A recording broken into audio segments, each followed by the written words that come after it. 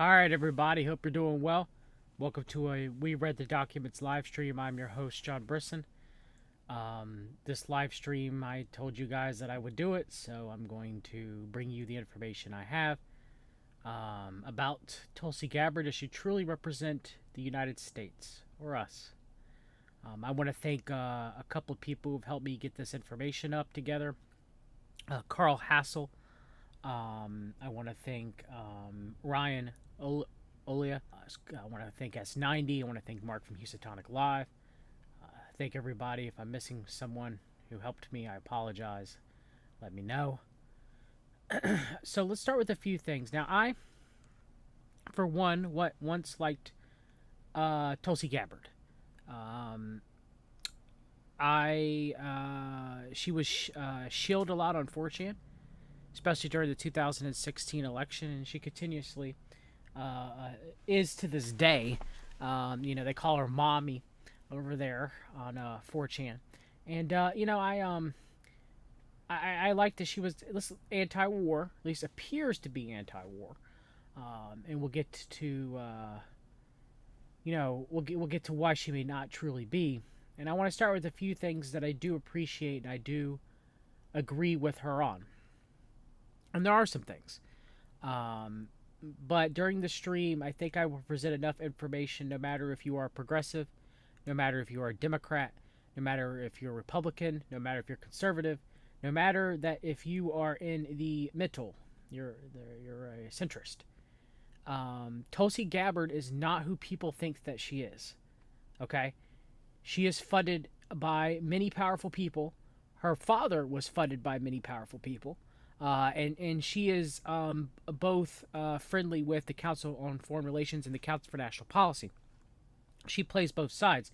The true power players play both sides. The true power players have a foot inside each camp. Okay, that's how it's done. And I'm going to burst some people's bubbles. Some people's are going to be upset because they've made her out to be a goddess. She is controlled through and through. I might like Thomas Massey, the representative from Kentucky. I don't necessarily agree with him on some things, but there are many things that I do. However, I am well aware that he is Koch funded. He's not our guy. Okay, he gave a speech to the John Birch Society. It was either 50th or 60th anniversary, the headlining speech to it. And yeah, I agreed with mostly what was in that speech. Hey, Carl. I thanked you earlier at the beginning of the stream for helping me with researching for this. I'm glad to see that you're here. But I like Thomas Massey and I like some of the things that he says on Twitter, I am not fooled in the slightest bit that he isn't getting orders. Okay, so anyone who they can like Tulsi, they can like some of the positions that she has, they can like some of the things that she says. I do, but through this presentation, I will show you that she is being puppeted by some very heavy puppeteers. Okay, that's what's going on. I'm sorry it took a few months for me to do this stream because it's just so much information that I got to cover. I mean, look how many tabs I have up here. I'm going to bring you guys information that no one has ever brought forth about Tulsi and Mike Gabbard. Okay, some of the information I bring forth to you will be some things that you may already know. I'm going to talk about groups that she's in. I'm going to talk about positions that she holds. Some that I do agree with and some that I do not agree with. And I'm going to show who funds her. And I'm going to show who she surrounds herself with. And these people, all this information in its grand totality of what I'm going to present to you, it should, the presentation should concern you. It should. If you really understand the world order and the power players and everything, then this should concern you. Now, there are going to be people who discard it because they built Tulsi up to be a goddess. They built her up to be an idol. You should let no man or woman be an idol. There are no heroes. except for Jesus. So that's where this is at. I mean, I don't get how some people could be so researched in the world order but still have these heroes. You can have people that you like, but people that you realize that, yeah, they may help you sometimes, but most of the time they're going to stab you in the back depending on what the world order tells you. And Tulsi Gabbard is no different. Okay? So first we have from the Daily Caller, Democratic Representative Tulsi Gabbard introduced a bill that would ban abortions once a fetus could feel pain. Democratic Hawaii Representative Tulsi Gabbard has introduced a second pro-life bill that will protect unborn children from abortion if they're able to feel pain, just days after introducing a bill that will protect abortion survivors. The full text of the bill is unavailable, but Democrats for Life already thanked Gabbard for introducing the legislation in a Facebook post Monday. Pro-Life San Francisco also thanks Gabbard for introducing the two bills in the Monday Post. The future of California, the Democratic Party, and all of America is pro-life, the group said. Similar legislation, the Pain-Capable Unborn Child Protection Act, would have banned abortions after 20 weeks but failed to secure the needed votes. There are conflicting reports from doctors and scientists of whether or not a 20-year-old week-old fetus can feel pain.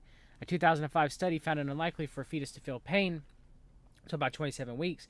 The American Congress of Obstetricians and Gynecologists said in 2003 there was no evidence to dispute the study, according to the New York Times.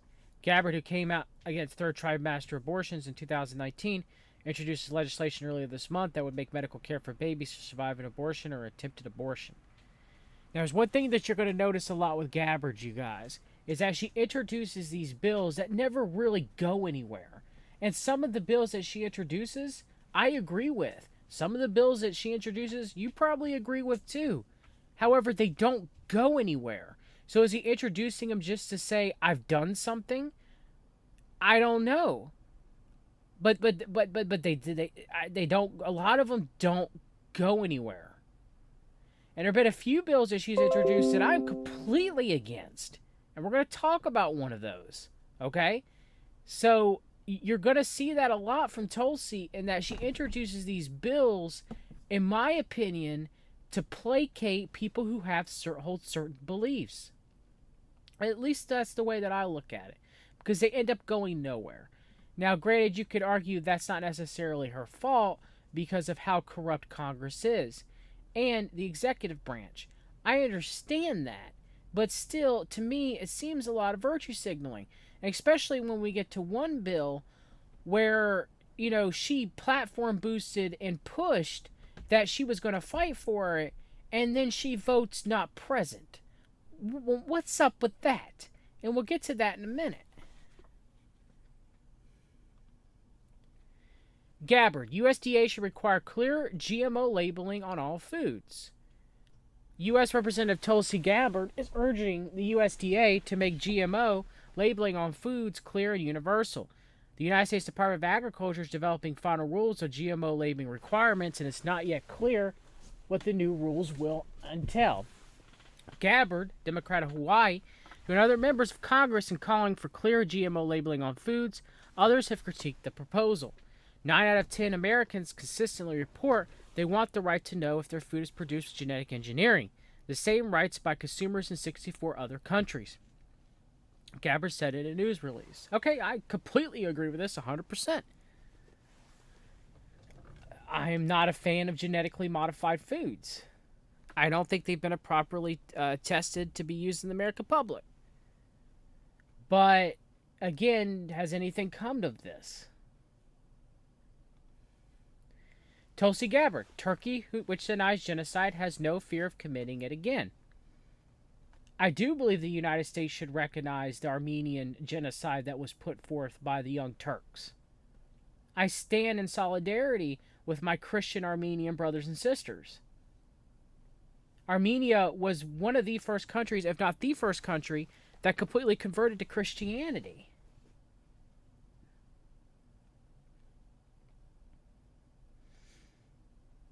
So I'm glad Tulsi's calling out. Now, is it the quote-unquote Islamophobia that Gabbard has? And I'm only using that term because you'll see it later. She is a little bit of a warmonger when it comes to the Muslims. and never calls out Israel. Little weird. Democratic presidential candidate Tulsi Gabbard has called on the United States Senate and President Donald Trump to officially recognize the Armenian genocide. Good. We should. The denial of the Armenian genocide has its contemporary consequences. Turkey, which denies genocide, has no fear of committing it again. I've long called on our government to officially recognize the Armenian genocide. The House was spoken with a clear voice, breaking the silence, recognizing the Armenian genocide, and we call on the Senate and President Trump to do the same, she started. Now remember, the Young Turks, many of them were Sabbatean Frankists, okay? You do your deep dives and do your research, you'll find out that they were Sabbatean Frankists. So, yeah.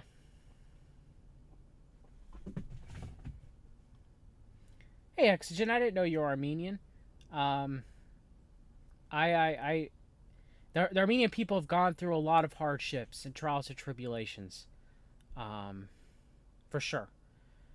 I might have some Armenian ancestry on my mother's side. It's only slight. I may. But you have to go very, very far back. Azerbaijan blacklists 3 United States lawmakers from visiting Nagorno-Karabakh. Now, this is, of course, from Radio Free Europe, Radio Free Liberty, so it is United States propaganda. The Azerbaijan Foreign Ministry on September 22nd called a recent visit to its breakaway region of Nagorno-Karabakh by 3 U.S. lawmakers a provocation, and it said it blacklisted them. Russian news agency Interfax reported.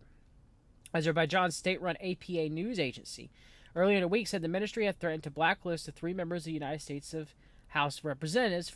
Frank Pallone, David Valdano, and Tulsi Gabbard visit Armenia and made a side trip to Artsakh and Nagorno-Karabakh on September 20th.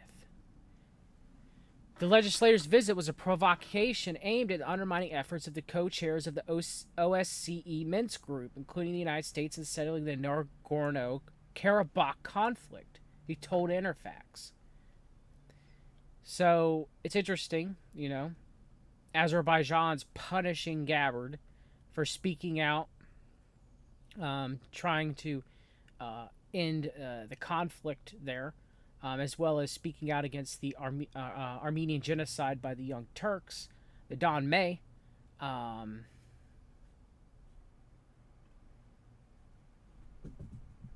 Next, we have the Science of Identity Foundation. We'll get more and understand what it is. But it is kind of a Hindu, but is it really kind of group that Gabbard's family is associated with. We're going to talk about their guru in a minute. We're going to read some ops about it. But I just wanted to show their website first before we discuss something that a lot of people know, and I want to thank Carl for helping me with this extensively, about Tulsi's connections to the Science of Identity Foundation and to the leader of India, Modi, and we're going to discuss that. Now, most people know this about Tulsi. This isn't. But they might not know all. They might not know it. They might not know all of it. Okay, but this is something that's kind of out there about her. So first we're going to start with her father. Okay, and then we're going to get to the. It's applicable to the guru. So first here we have Who is Mike Gabbard from Honolulu Magazine. Okay, August the 1st, 2004. On this drizzly evening, Gabbard looks every bit the city councilman with aspirations for congressional office.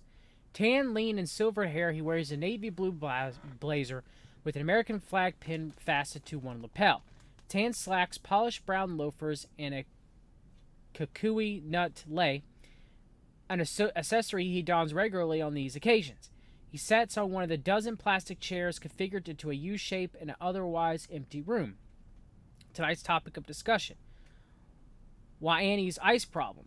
Gabbard gives an update on PIE, People Against Ice, a community group that's organized neighborhood patrols, picketing a local store selling drug paraphernalia, and work with police to identify drug homes.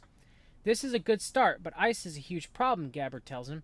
Like homelessness, we have 1,500 people without homes on our coast. These problems aren't going to be solved overnight.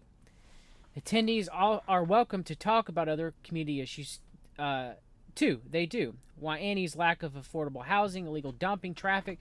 For 2 hours, Gabbard listens to their concerns, their solutions, even the not so practical ones, and diligently takes note on a piece of paper propped in his lap. He gives thoughtful, and articulate answers. No exaggerations, no unrealistic promises, no impassioned speeches. This is not the Mike Gabbard most Hawaii residents got to know in the late 90s. Many remember Gabbard best as an antagonistic leader of the movement to quash same-sex marriage in Hawaii. Now, Mike Gabbard was once a conservative.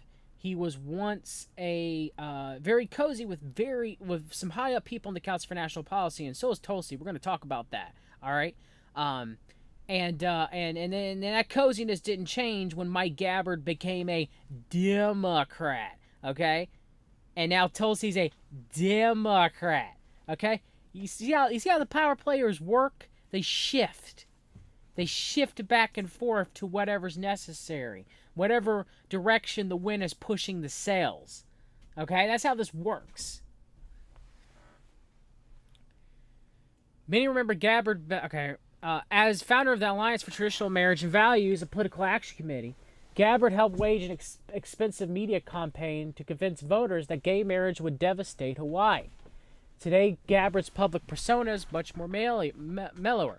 Of course, for the past 2 years, Gabbard only has had to deal with property taxes, potholes, and police raises. Pretty tame stuff, compared with the controversy he tackled in the 90s. Others have noticed the contrast as well. Before I met Mike, I thought he would be a different person, says fellow council member Gary Okino.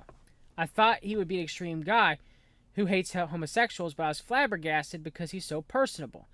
I took a liking to him really quickly. I think he's been unfairly tagged. After a single 2-year on the city council, Gabbard is running for Hawaii's 2nd congressional district. He faces incumbent Ed Case, a Hilo-born Democrat, finishing his first term in the United States House. Case is self-proclaimed fiscal conservative and social liberal, opposed the 1998 amendment that would define marriage in Hawaii as between a man and a woman. He now opposes the federal marriage amendment, which would have the same effect nationally. It's a leap from the Honolulu City Council to Washington. But does it count Gabbard out of this election, says Ira Rotter, a political science professor at the University of Hawaii and co-chair of Hawaii's Green Party. I think it's going to be a surprisingly strong race, Rotter says. Though Gabbard is most notorious for his anti-gay activities and campaign, he covers himself by taking a lot of other issues: education, protecting aquifers, landfills, raising money for the Brada Is statue. One could ask the question, how come he won the council seat in Waianae? Gabbard is one of the most intriguing, if not controversial, local candidates the election year. He is a man of contradictions. Okay, now we're going to start to get to where Gabbard has made an art of being invasive for reporters. It's understandable that he's wary of the media. Google Mike Gabbard, and you'll find no shortage of unflattering stories. And again, he could be he doesn't want to answer questions he doesn't like, especially those concerning his ties to a Hare Krishna splinter group that gave rise to a number of political candidates over the past 30 years. Maybe these questions are especially touchy in election season, which much of his political support comes from Christian conservatives. Okay. Now we're starting to get somewhere. Gabbard was born in Samoa. In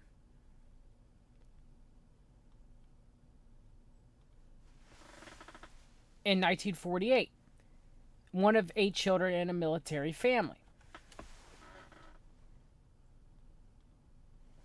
The Gabbards relocated to Hawaii when he was a child. He received a bachelor's of English from Sonoma State University and a master's in community college administration from Morgan State. In the late 1970s, he worked as head tennis pro at Kualuma Hyatt Resort, now Turtle Bay Resort. From 1980 to 1983, he was dean of the American Samoa Community College before moving back to Hawaii with his family. Gabbard and his wife, Carol, established a small private school in Wahiawa, which closed after 5 years. The couple homeschooled their children. In the late 1980s, the Gabbards opened the Natural Daily, a vegetarian restaurant within Mo Il down-to-earth natural food store. Today, he distributes air and water purification systems and nutritional supplements and owns a small confection company. Gabbard became an anti-homosexual activist before the same-sex marriage debate really took hold in Hawaii. In the early 1990s, he founded an educational nonprofit called Stops Promoting Homosexuality and bought airtime at the local KGU for a show called Let's Talk Straight Hawaii. When Honolulu interviewed Gabbard in 1992, he told the magazine homosexuality is not normal, not healthy, morally and scripturally wrong. What scriptures? He's not a Christian.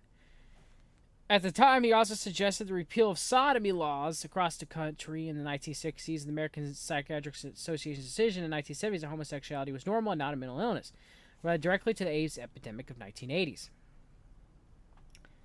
I want to get to a part. Hold on.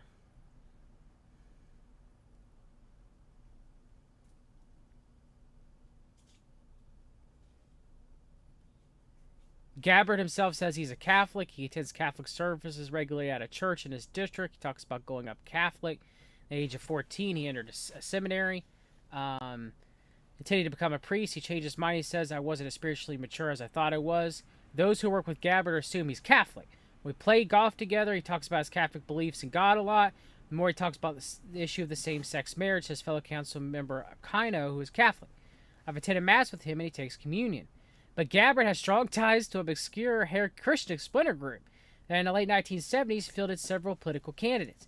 The splinter group was founded by a Hawaii homegrown guru named Chris Butler. Butler was a disciple of A.C. Bhaktivedanta Swami Prabhupada, who founded the International Society of Krishna Consciousness, or ISKCON, which ISKCON is kind of like a break-off of Hinduism. It's Hare Krishna. ISKCON is a high-visibility sect whose orange robes, shaved heads, public begging, and chanting are what most people think of when they hear the term Hare Krishna. So now this is getting really interesting, and you're going to see this, Tulsi's friendly with the Catholics. Tulsi's, friendly with, this Chris Butler guru group, okay? So, which one is it? And for Mike, which one is it? Because you can't serve two masters, all right? And yes, I understand Catholicism is another gospel, okay? I get that. But even still, you can't serve two masters, all right? And you're going to see that the Catholics are buddying up with the Hare Krishnas among other religions too as well.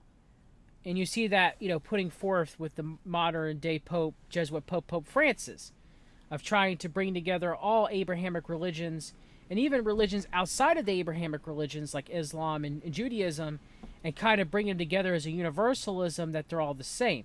Well, they're not. So let's continue. Butler eventually broke away from ISKCON, criticizing the regimen and centralization of ISKCON life. He formed his own organization, which has several names: the Hare Name Society, Identity Institute, and the Science of Identity Foundation, which started as a small religious sect on Maui in the 1970s, developed a following that, according to some estimates, includes tens of thousands of people all over the world. Butler's followers practice vegetarianism and Bhakti yoga, and must refrain from intoxicants and illicit sex or all sexual contact except between married couples at the most fertile time of the month. Like ISKCON members who beg publicly, Butler's other Krishnas tend to support themselves by creating their own businesses. Many of Butler's associates made headlines in the 1976 election when they created a party called Independence for Godly Government. As its name implied, the group insisted on righteous moral standards for its candidates. They could accept only half the allowed salaries and distribute the other half they represented, accept no gifts from special interests, commit no crimes, and abstain from intoxication and illicit sex. That sounds right from a moral standpoint, right? But from a biblical standpoint, what do these people truly represent? We're going to talk about that. The party fielded several serious contenders for office, including Kathy Hoshijou, who took 70% of the votes in the race for Congress, and Wayne Nishiki, the current Maui councilman, who won 20% in a three-man race for mayor. The party links to Butler and Krishna when acknowledged until 1977, when Walter Wright of the Honolulu Advisor did an investigative report on the group, which Hashijo labeled a smear attempt. In the 80s and 90s, Butler appeared in a series of locally filmed shows titled Jagged Guru Speaks, in which he summarized on spirituality. One episode titled Is God Really Lovable? Butler mocks the Bible and the Christian interpretation of God, calling them nonsensical. Of course. And this is who the Gabbards. If Mike's really a Christian, and we're going to get to another false prophet, a false teacher we're going to get to that Mike cozied up to, because it didn't matter. It was all about money, position, power, and status with Mike Gabbard. The same could be said about little old Tulsi. These Christians don't know God, Butler says. His comment summons laughs and nods of agreement from the room full of listeners. Mike and Carol Gabbard are sitting just a few feet away from the charismatic guru, laughing along with the audience. It's all a big joke, you guys. Mike Gabbard, just a strong Catholic, just a strong moral Catholic, as this man's blaspheming God and Christianity and Jesus Christ, just laughing along like it's the most funniest thing in the world. You guys get it? This is how the elite look at us. Tulsi's cut of the same cloth. This is sins of the father, something she's still a part of. But nah, she represents us. She represents the United States because she says good things with a silver forked tongue and whispers sweet nothings into your ears. Gabbard's wife serves as Secretary-Treasurer of the Science of Identity Foundation until 2000, before she successfully ran for a seat on the Board of Education. Both Gabbard and his wife were listed as teachers of the Science of Identity Foundation and Polk City Directory in early 1990s. In the late 80s and early 90s, both Gabbard worked as staffers in the office of the Maui State Senator Rick Reed. A controversial figure himself, Reed has acknowledged Butler as his spiritual advisor. Reed mounts his short-lived campaigns for Congress and the lieutenant governorship in 1986. He then ran for the United States against Daniel Inouye in 1992, setting off a scandal when he publicized claims that Inouye had sexually molested a Honolulu hairdresser named Lenore Kawak. All 5 of Gabbard's children have Hindu names: Bhakti, Jai, Aryan, Tulsi, Tulsi, Holy Basil, and Vrindavan. Hinduism is the root of the Hare Krishna religion. The Gabbard's Natural Daily was housed in Down to Earth, which is owned and managed by Butler followers. But he's one of us, right? He's a Christian. No one questions Gabbard's right to believe as he chooses. That's true. He can believe in whatever he wants, though I disagree with him. He has, that free will to do so. However, he's acting like a Christian. He's not. Some may even applaud him for his religious beliefs. However, some voters may worry his former ties to the Krishna sect, especially when members and associates of that group have mounted repeated attempts at high public office.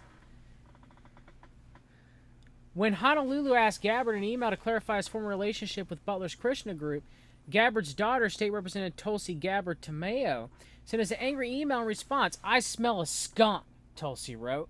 "It's clear to me that you're acting as a conduit for the Honolulu Weekly and other homosexual extremist supporters of Ed Case." Oh boy. Oh boy. Gabbard himself insists that he is a victim of religious bigotry, that his opponents have tried to make his religion an issue in his campaign. He maintains that he's Catholic. Bullcrap. After nearly dying in a surfing accident at age 17, he says he realized that my personal relationship with God was my religion. My spiritual path became more personal, less institutional. For the next several decades, I studied and explored every major religious philosophy. I'm waiting for him to mention Jesus. I'm waiting. I'm waiting. Jesus is my Lord and Savior. I'm waiting. God in what? A universalist sense? God in what? The grand architect of the universe sense? Gabbard himself insisted, his return to active Catholicism began during the same-sex debate in the 1990s, he said. In 2000, he became a fully active member of the church. That same year, Gabbard announced that he'd run against Neil Abercrombie, the first congressional district, but withdrew shortly before the filing deadline. I'm trying to think if there's anything else here. No. Okay. Very interesting. So, let's start with this.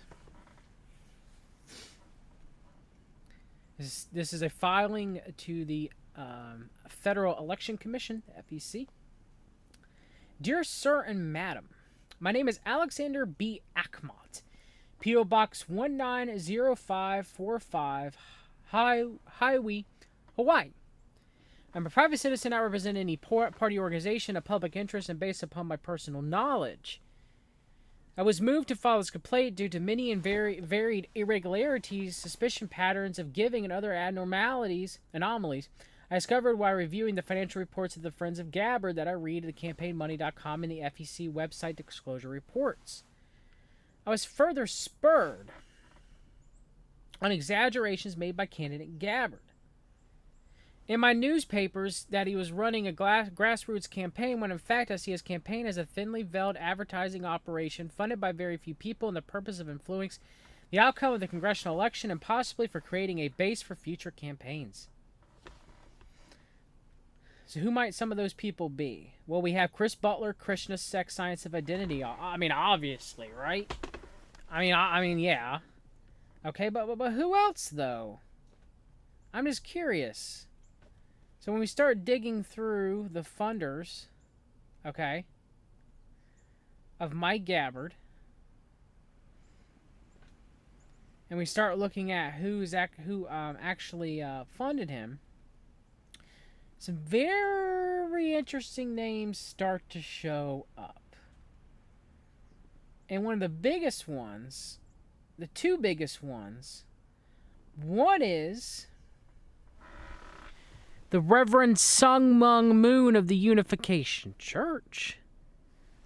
And the second would be Council for National Policy former President Foster Freeze. Right there. Foster Freeze, the Free Associates, $1,000 from Jackson, Wyoming. And we'll see that both Mike Gabbard and Tulsi Gabbard have a relationship with Foster Freeze.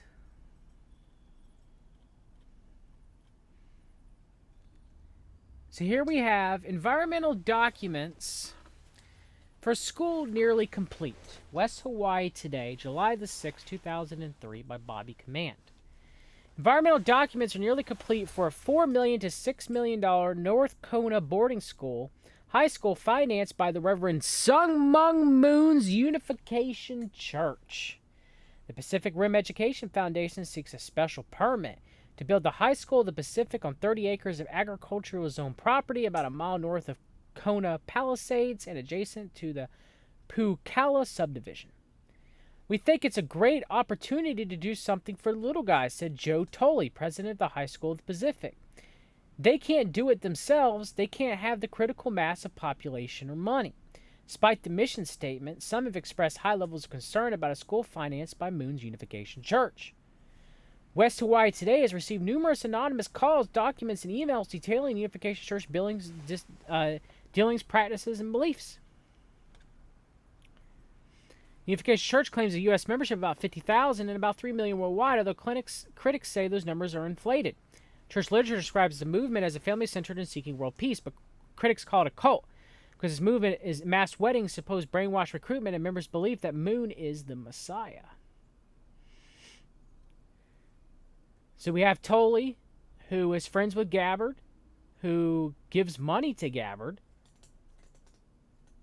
And they were building the school, and the connections, between Moon and Ka USA is me and so here we have, although it's officially separate from Moon's church, Kaza has close links with Unification financially and through its personnel. The Kaza lecture manual states the history of Kaza is inseparable from the life and experience of Reverend Moon Bohi Pak, the president of Kaza International, and Joe A. Tolley, executive director of Kaza USA, are highly placed Unification officials.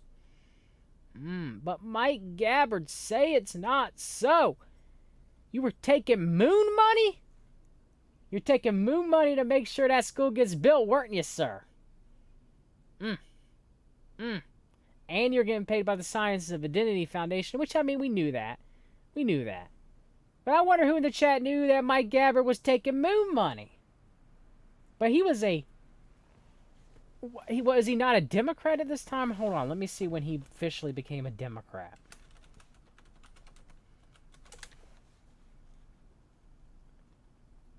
No, it was 2007, so he was still a Republican. He was still a Republican, so you still take that moon money. River Moon attracts hundreds in Hawaii. So this was a party that was put forth by Mike Gabbard to for Moon to show up in Hawaii. Ending the program in somewhat anticlimax, the Family Federation for World Peace Unification presented awards to the Family Home Evening Program of the Church of Jesus Christ of Latter-day Saints, Mike Gabbard, former of the Alliance for Traditional Marriage and Values. So they come to Hawaii, they're building the school, Gabbard's taking moon money, okay? Gabbard's taking moon money, and he's getting an award by the Moonies. And so are the Mormons. What am I supposed to say? But I guess that's sins of the father, right? That's Mike Gabbard. That's not Tulsi. Okay, we'll get to that in a minute. Tulsi Gabbard and right-wing big donor partners in bipartisanship. In 2014, Foster Freeze launched an initiative he called Left, Right Forward March, which was an aim to find those few soft spots in Democrats' sides and exploit them. No one thought more of Foster Freeze than Representative Tulsi Gabbard. Of course, her father knew him. Took money from him. Who just spent some time in Trump's Gilded Tower with the goal of helping to legitimize him. The ad at the top is a benevolent Foster Freeze, smiling at us all while bragging about Mary Landrieu and Laura Ingraham partnering over foster kids. Or Sheila Jackson Lee and Ted Cruz making nice with each other for school choice, better known as an effort to make profit over K-12 education. Representative Tulsi Gabbard went all in, and her specific issues to work with Freeze went far beyond cleaning the water in Malawi. If he only cared as much about the clean water in Flint or privatizing public education. Gabbard's initiatives were with Freeze himself. It's unclear from the links whether she simply endorsed these different claims or went farther, but here's a screen grab of what's otherwise a pretty empty website. So they have, these are the campaigns that supposedly Tulsi Gabbard supported. Oh, Putin calls internet a CIA project. Did she endorse these projects? Did she endorse Putin's claim that the CIA originally set up the internet and was continuing to develop it? What about Dennis Prager's interview on cultural conservative values? Or something she endorsed was quoted in or otherwise shared? When Tulsi Gabbard endorsed Bernie Sanders, I warned at the time it wasn't good for Sanders. Gabbard has a long-standing tick when it comes to Islamophobia, which is directly aligned with Trump. Yeah, you're going to get the left spin on that. But yeah, like father, like daughter. Father-daughter. President of the Council for National Policy during the late 90s, Foster Freeze, still a member. Platform boosts Ali Alexander. Funded Charlie Kirk at Turning Point USA. Funded the Daily Caller with Tucker Carlson and Neil Patel. Am I missing something here, you guys? Is it clicking? Is anybody who still trusts Tulsi? Because I got more. Look at all this. You don't think I got more? I got more. Moon We Stand in Hawaii tour. This is more information about that specific tour that went on where Mike Gabbard won the award. Had 1,500 people attended the We Will Stand tour in Hawaii on April 14th. The crowd consisted of 500 Korean and Japanese tourists. So both the Moon and Gabbard himself put on this event where he won an award. Took funding from them as well. Funding from the Unification Church. Mike Gabbard did. You don't think Tulsi knew? Tulsi was very much working for her father at the time. But okay, sure, fine, whatever. Tulsi Gabbard is a rising progressive star despite her support for Hindu nationalists from The Intercept. Long before the Indian strongman, hey, strongman spirit, Narendra Modi became prime minister of the world's largest democracy. He was a prominent leader of the Hindu right. He rose as a public figure through the national organization Rashtriya Swayamsevak Sangh, or RSS, whose ideology includes a desire to carve out a Hindu nation in which Muslims and Christians are considered second-class citizens. Oh, that's good. That's great. It's a well-known activist who once had links to the RSS who assassinated Mahatma Gandhi, accusing him of appeasing Muslims during the bloody partition of the Indian subcontinent. Hey, all you Christians that love Tulsi. Again, her and her father aligned themselves with the Reverend Sun Myung Moon. They aligned themselves with Modi. Modi and the RSS want to make Christians a second-class citizen in India. Do you care? Do you care? The anti-Muslim sentiment has been a major driving force in Modi's political career. In the Bharatiya Janata Party, or BJP. In 2002, when Modi was chief minister of the state of Gujarat, he oversaw an outbreak of violence by Hindu nationalists against the minority Muslim population, resulting in the deaths of more than 1,000 people. Local and international fact-finding groups accused Modi of complicity in the killings, charging that he did not do enough to contain the violence. Indian courts eventually exonerated him for the lack of evidence, but his image was pillared.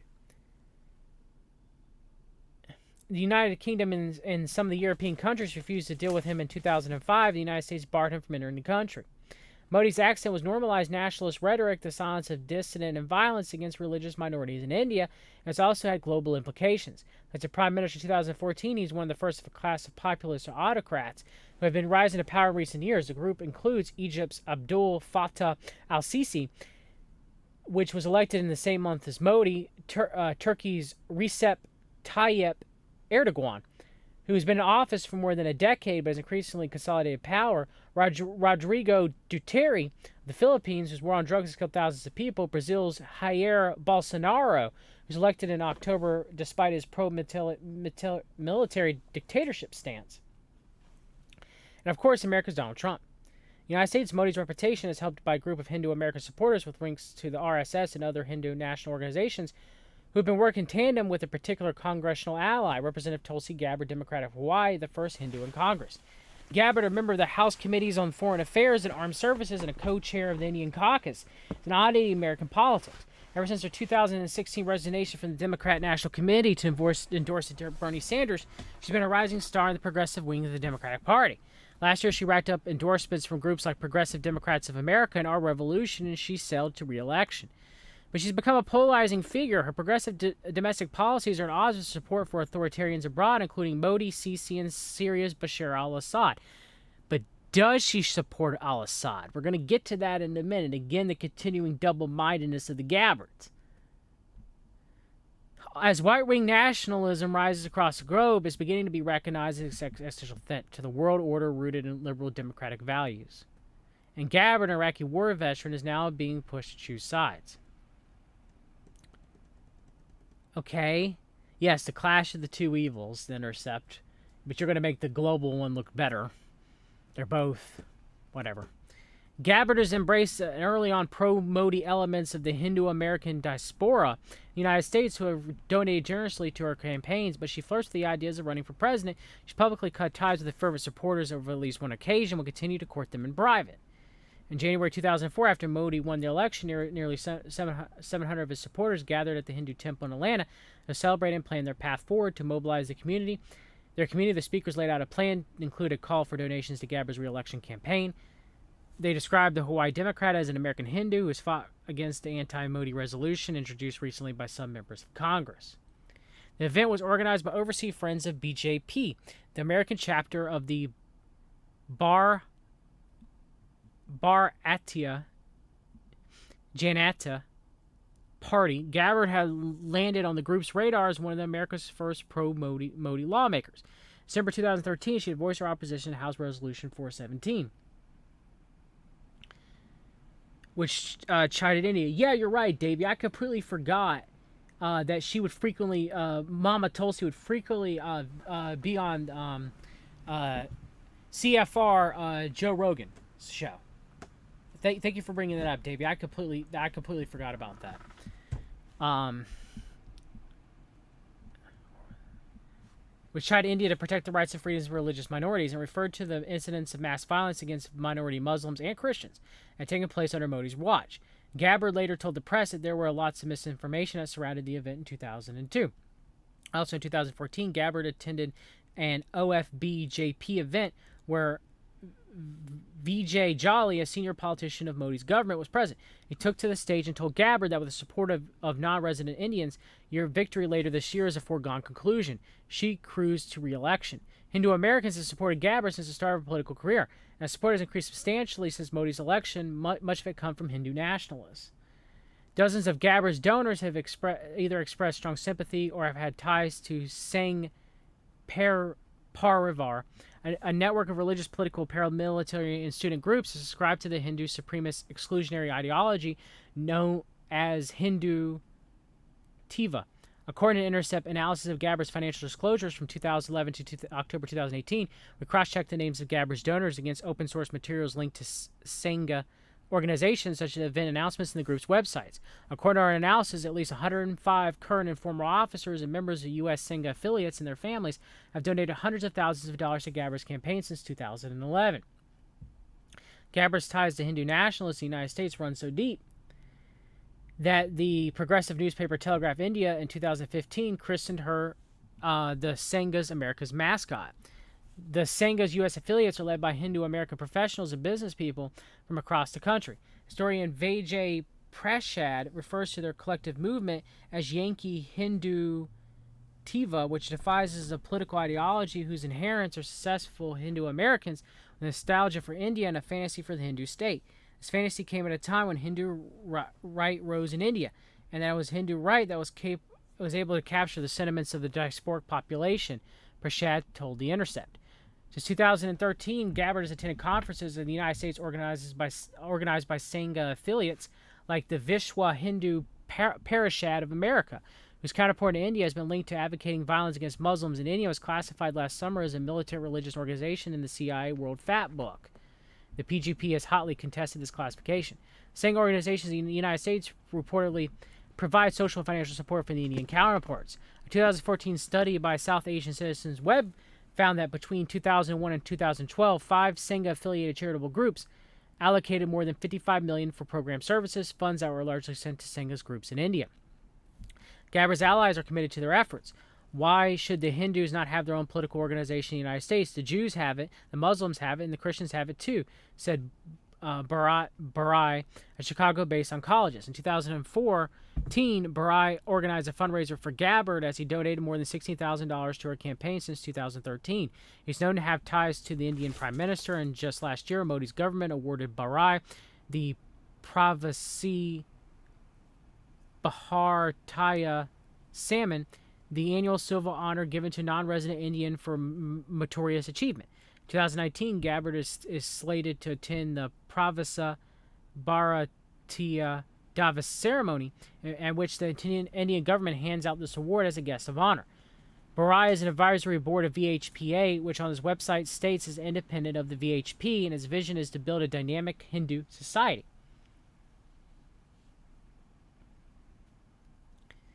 Asked about association with the VHPA, given the VHP's violence in India, LBRY maintained the groups are separate and that Singh outfits in America are very careful in trying to work within the bounds of law. Hindu Americans, LBRY believes, are finally making a name for themselves in U.S. politics. We've been enslaved for 80 years, first by the Islamic rulers, then by the British, he said, referring to India's history under the Muslim kingdoms and British colonizers. Okay, so there is a major connection between Hindu nationalists in India and Tulsi Gabbard, and those Hindu nationalists want to make Christians second-class citizens. So if you're a Christian, that should be an issue. For me, it's an issue. I'm a Christian. So, an insider's perspective on Tulsi Gabbard and her guru. I was recently asked a question about U.S. politics as related to an issue very close to my heart. In the United States, there is a state representative, Tulsi Gabbard, who's gaining attention and interest of the media and general public. To most politicians, seems amiable, a war veteran who's attractive and articulate, and has an interesting life and seems very together. I get her appeal, but to me, I know the awful truth behind her amicable facade. I grew up now what is now termed a high-demand closed group. Most people know them as cults, but personally I detest the term cult because it usually conjures images of Kool-Aid in terrible TV shows featuring Kevin Bacon.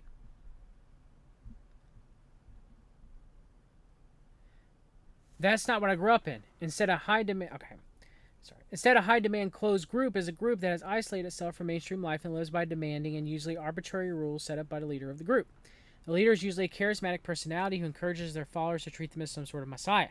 The entire group dynamic is centered around gaining favor of the leader, who uses this dynamic in a controlling and abusive manner.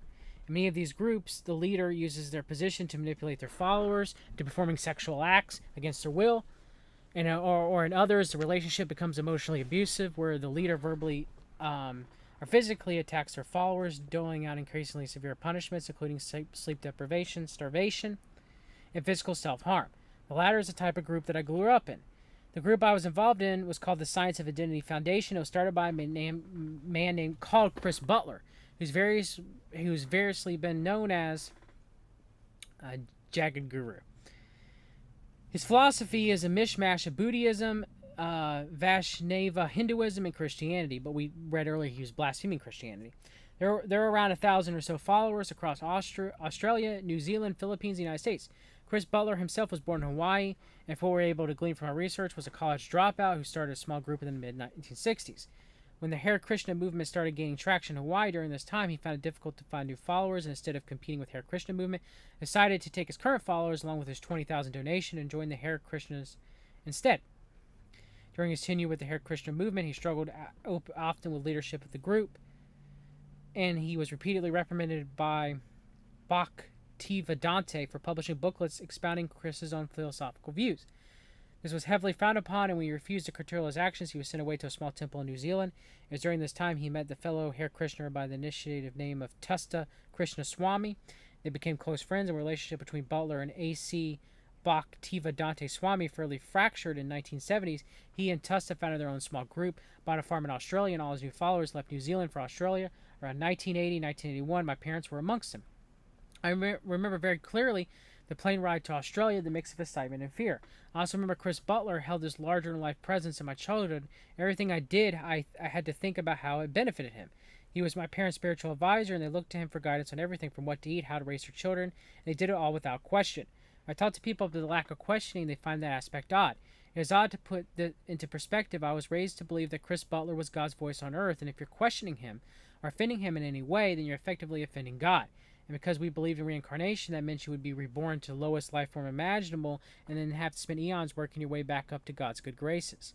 So questioning a leader was spiritual suicide, which is worse than death. So no one questioned. Chris Butler would ridicule the intelligence of anyone who didn't like, belittling anyone he felt was questioning his authority even slightly.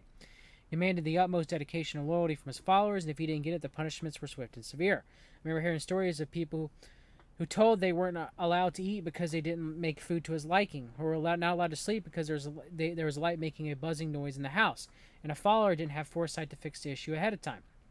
Literally everything we did had to go through Chris. If you wanted to work outside of the group, you had to ask his permission. No one could get married without his consent.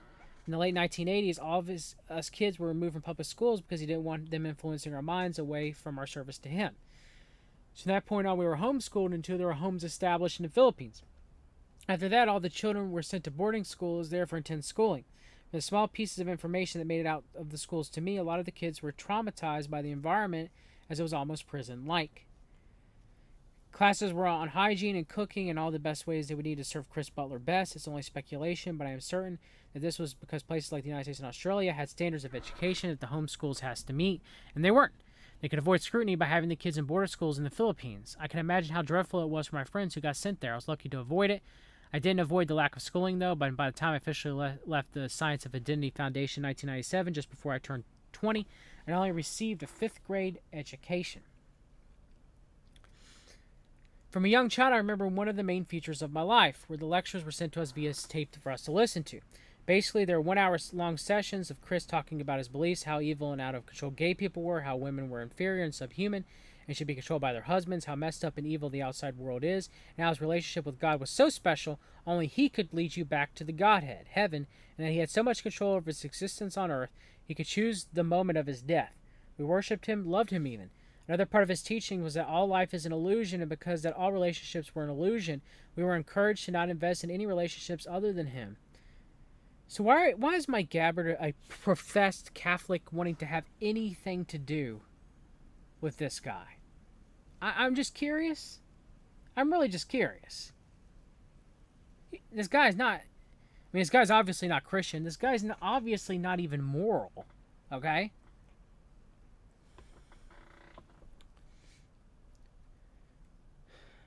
We were encouraged not to invest in any relationship other than him, so we were, in fact, isolated from our parents. We did their best to not love us, as per his recommendation, and instead look at him as a surrogate father messiah figure. This is child abuse.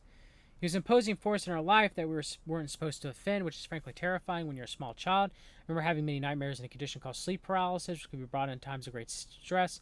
My sister developed stress-induced epilepsy during the time we were supposed to be taken out of school.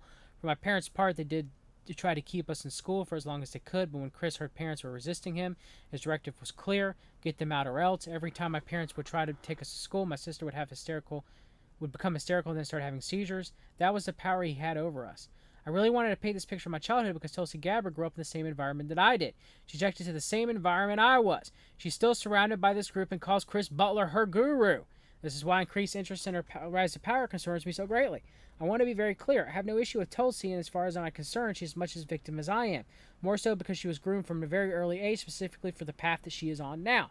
When I'm concerned about the control I know Chris Butler has over her, and the influence he has, her ability to make decisions that could become law and impact a whole lot of people. I know that what an abusive, misogynistic, homophobic, germophobic, narcissistic nightmare Chris Butler is, and I know the relationship he has with Tulsi. Tulsi Gabbard is in the same position when the stakes are higher. Not only would she love support for the position she holds, but she would also love her family, all her friends, and this Messiah father figure if she posed Chris Butler. She would be outcast from the only existence she has ever known. This is a hugely powerful reason to continue to please Chris Butler without question. I truly feel for Tulsi. Hers is not an inviolable position, I know, because I spoke out about Chris Butler a few years ago. My family cut all contact from me. This happened to every other person I knew who got out, and one day I hope that Tulsi does reject Chris and finds her own voice. So here we have a diagram put forth of Tulsi Gabbard and her numerous connections and donations and all of this, you know, that Gabbard is directly a part of, to Chris Butler Science of Identity Foundation. I'll leave this up here for a moment and be quiet for a second to let you guys know.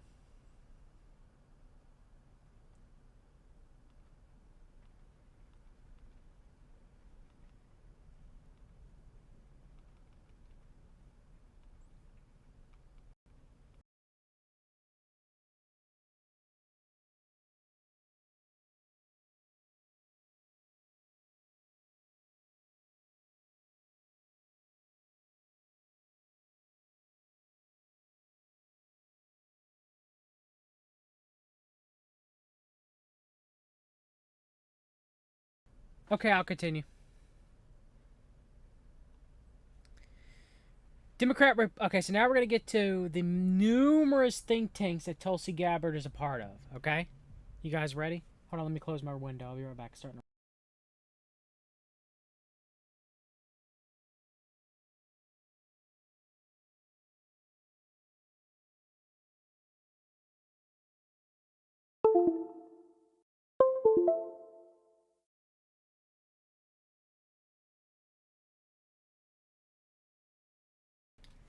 Democratic Representative Tulsi Gabbard advises Koch-funded University Center. Democrat presidential candidate is an advisor to the academic center funded by the Republican Party's most notorious donor, Council for National Policy member Charles Koch. Hawaii Representative Tulsi Gabbard, and gave money to the founding of the CNP as well, the Koch said. Hawaii Representative Tulsi Gabbard, who announced her candidacy for 2020 Democratic presidential nomination in January, is one of the 12 advisors for a foreign policy center at the Washington, D.C.-based Catholic University of America. The Center for the Study of Statesmanship, which founded in 2017 with a $2.65 million grant from the Charles Koch Foundation, which gives tens of millions of dollars to American colleges and universities each year, usually to fund ideological free market academic programs. The position is not listed on Gabbard's 2017 financial disclosure, the most recent available.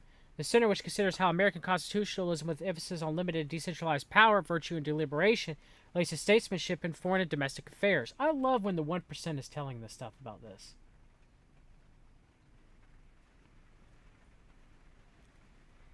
Yeah, I didn't even mention that at the beginning, Mark. I apologize. You're right. With her, being out there and spending time with addicts and speaking out about drug rehabilitation, which is something near and dear to Mark's heart, but it's something near and dear to my heart too as well. I've discussed on this program that my father had his bouts with heroin, but that did not make my father a bad person. He was an excellent father, but yeah, I think it might be by design. I think it really might be, Mark. It might be there to forward her political career.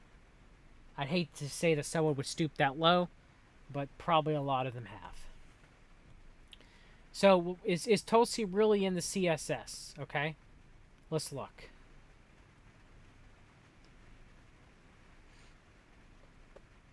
Yep. The Center for the Study of Statesmanship, Catholic University of America. Former Representative Tulsi Gabbard represented the 2nd District of Hawaii. Right there. Ooh, look, Dennis Kucinich. Archbishop Timothy Broglio. Huh. Okay. Representative Tulsi Gabbard hosts Council on Foreign Relations briefing in Honolulu. Why is this on the Wayback Machine? Because they pulled it. They pulled it when I was gathering this information for the stream. So I had to go back to the Wayback Machine to pull it. To do today. They deleted it since I had gathered the information. The morning at the East-West Center in Manoa, Congresswoman Tulsi Gabbard, as a member of the House Committee on Foreign Affairs, hosted a Council on Foreign Relations briefing with national members visiting all over the country. But she was just there for 5 years. She was just there for 5 years, you guys. Just there for 5 years. She was just there. It was just something she was a part of. Don't worry, guys. It was just something she was a part of. All right? She was just there. All right? They discussed a variety of issues, including Hawaii's strategic importance at the crossroads of the Pacific and further relations the United States has with countries in the region. She responded to the questions from the council members regarding issues of war and peace, energy, infrastructure, religious freedom, and more. Congresswoman Tulsi Gabbard is a member of the Council on Foreign Relations, which is a nonpartisan membership organization, publisher, and a premier of foreign policy they take in the country. Independence task forces within the CFR work to reach a consensus on how to deal with the critical foreign policy challenges. So here you had to go back to the Wayback Machine of 2019. She was still a member of the CFR right there. Now here's what she has to say about her time on the CFR. All right, this is what she has to say. So we've been getting a lot of questions about the fact that either you used to belong to Council of Foreign Relations and you might still belong there. I haven't checked, and they want to know, like, is there a reason? Why are you still part of it if you are, and do you plan on trying to sway them, because they've been known to work in conjunction with our intelligence communities that you obviously are so critical of. So if you could give us a Sure. little insight into that, that'd be dope. So the committee that I first joined when I was elected to Congress in 2012, was sworn in early 2013, was the Foreign Affairs Committee. The first year I was there, I was on the Homeland Security Committee, and then moved from there to the Armed Services Committee. And as you know, one of the main reasons that I ran for Congress was to try to influence and impact our foreign policy, to not just tweak around the edges, but to bring about this sea change that we need to see to end these wasteful regime change wars.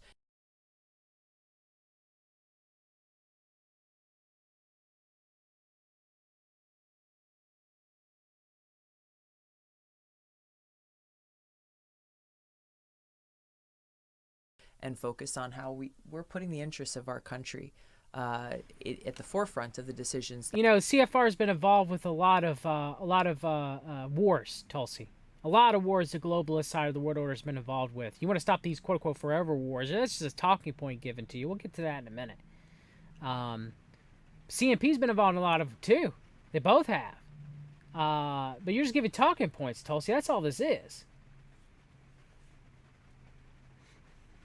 That we're making. So the Council on Foreign Relations, I'm looking to engage with different people who are working in this area.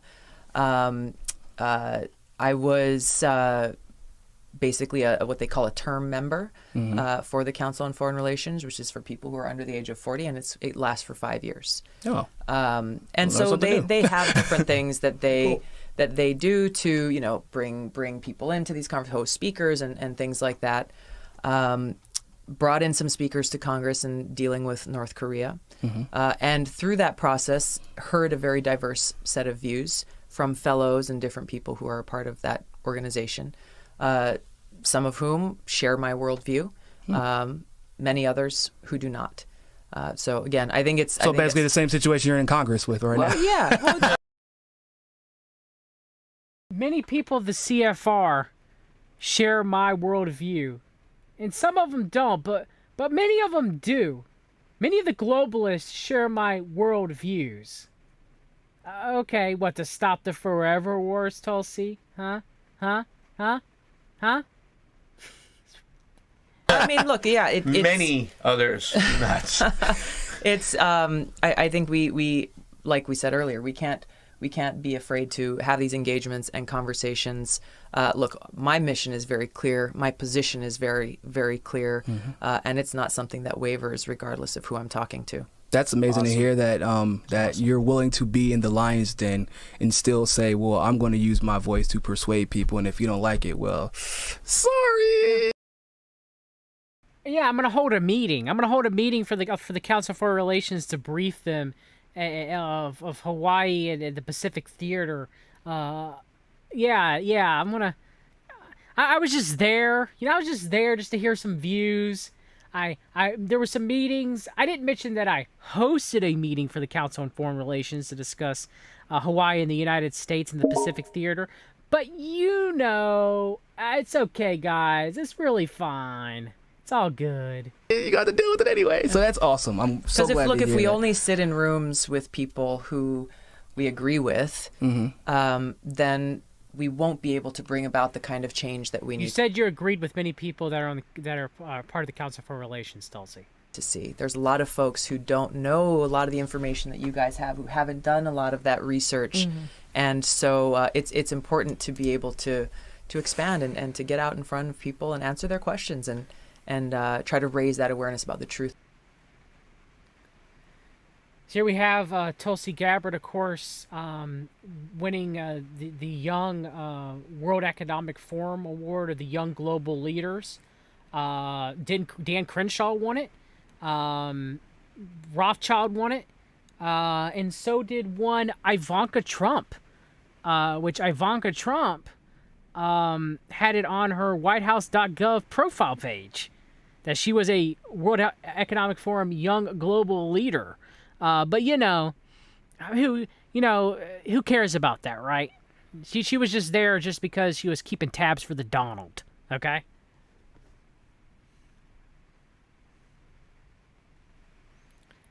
What does Tulsi Gabbard believe? Huh. Let's see a little bit of it. Let's see a little bit of it. When Tulsi Gabbard arrived at Lahu Airport on Hawaii island of Kiowa, she was greeted with a lei made by vibrant plumeria flowers, a small bottle of coconut water, and a bag full of mangoes, and a profusion of alerts on her phone. It was Memorial Day, and Gabbard agreed to speak at a ceremony honoring veterans at a local military cemetery. Many of the people that would be her brothers and sisters in arms, Gabbard has served since 2003 in the Army National Guard, which capacity she completed a tour of duty in Iraq. And almost all people there would be her constituents. In 2012, Gabbard was elected to the United States Congress representing Hawaii's 2nd District, which includes all the Hawaiian archipelago outside Honolulu, the capital. Gabbard found her local field representative, Kauluna Finn, gave her a hug and climbed into her car. As soon as I land here, I got a text message from people saying, I heard you were on KY. What are you doing? Gabbard said, grinning, I don't think it's possible to do anything here without everybody knowing it.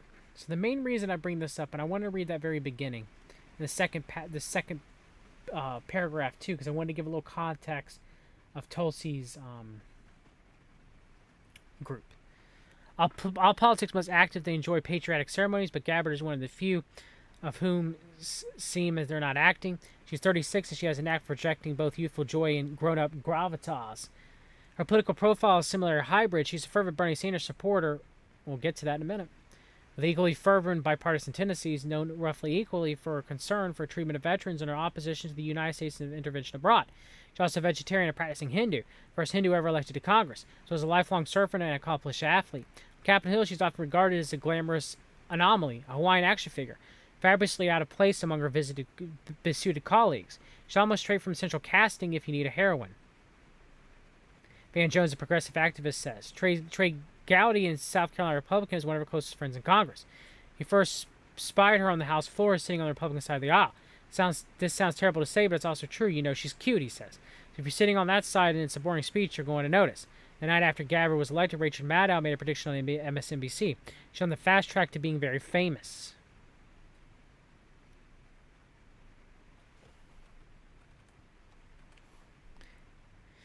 When Clinton won the nomination, it posed a problem for Gabbard, until someone came along to solve it, Donald Trump, whose victory assured the Sanders supporters would pay no substantial price for having abandoned Clinton. Gabbard said that she was shocked when Trump won and concerned in so many ways. With some of her friends spent weeks fighting depression, she had a more level-headed reaction. A very pragmatic person, she says.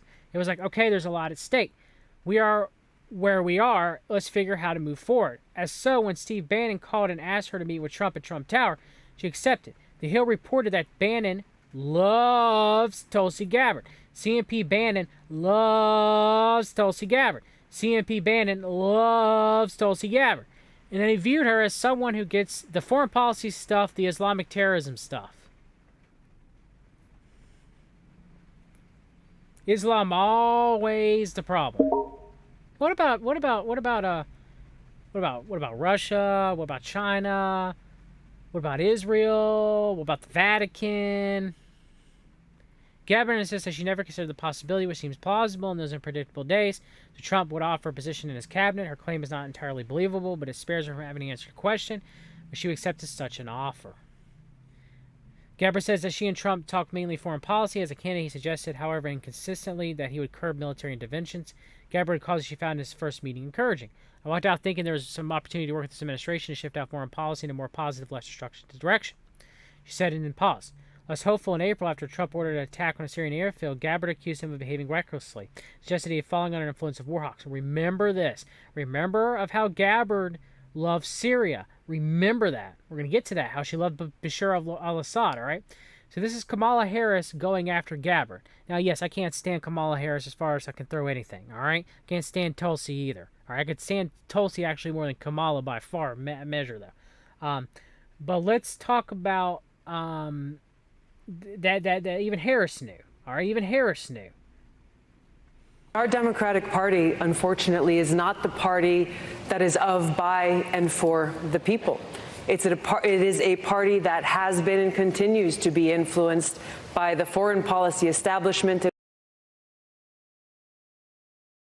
Washington, represented by Hillary Clinton and others' foreign policy, by the military-industrial complex and other greedy corporate interests. I'm running for president to be the Democratic nominee that rebuilds our Democratic Party, takes it out of their hands, and truly puts it in the hands of the people of this country, a party that actually hears the voices of Americans who are struggling all across this country, and puts it in the hands of veterans and fellow Americans who are calling for an end to this ongoing Bush-Clinton-Trump foreign policy doctrine of regime change wars, overthrowing dictators in other countries, needlessly sending my brothers and sisters in uniform into harm's way to fight in wars that actually undermine our national security and have cost us thousands of American lives.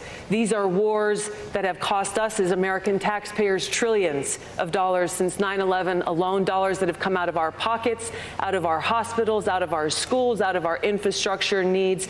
As president, I will end this foreign policy, end these regime change wars, work to end this new Cold War and arms race, and instead invest our hard-earned taxpayer dollars actually into serving the needs of the American people right here at home. Senator Harris, any response? Oh, sure.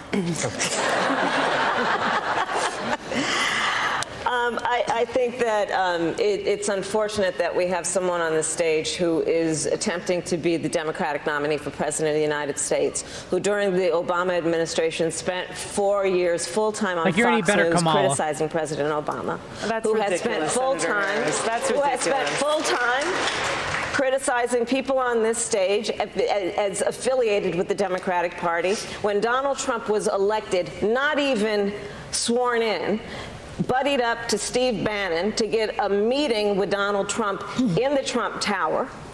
Fails. That's true. That's true. Even a broken clock's right twice daily. So let's start looking at the issues, okay? Now, you guys know that I am an advocate for Second Amendment rights, all right? So how is Tulsi Gabbard on Second Amendment rights? All right, how is she on the right to bear arms? Okay? So she's done ban assault weapons, require universal background checks, and Congress Gabbard has co-sponsored bills that would ban assault weapons and require background checks for all gun purchases, including closing what is known as the gun show loophole. She claimed that she supports Second Amendment rights,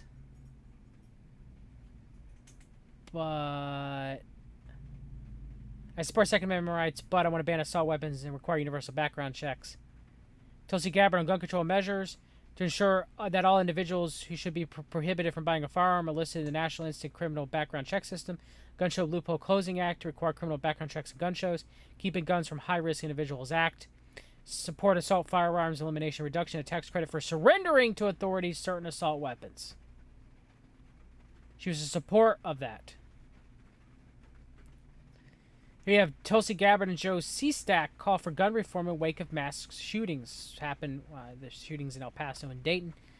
Here we have presidential candidates Joe Seastack and Representative Tulsi Gabbard, Democrat of Hawaii, spoke to the Western Iowa Labor Federation in Fort Dodge on Sunday.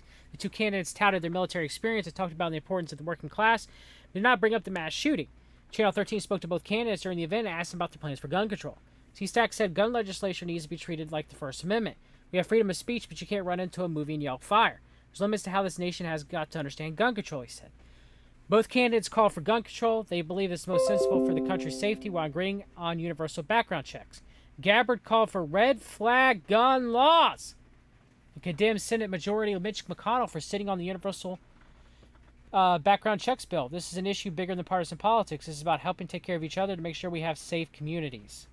Did you know also who was in favor of red flag gun laws? That would be Donald John Trump, when Trump said, and I quote, "Take the guns first, due process second."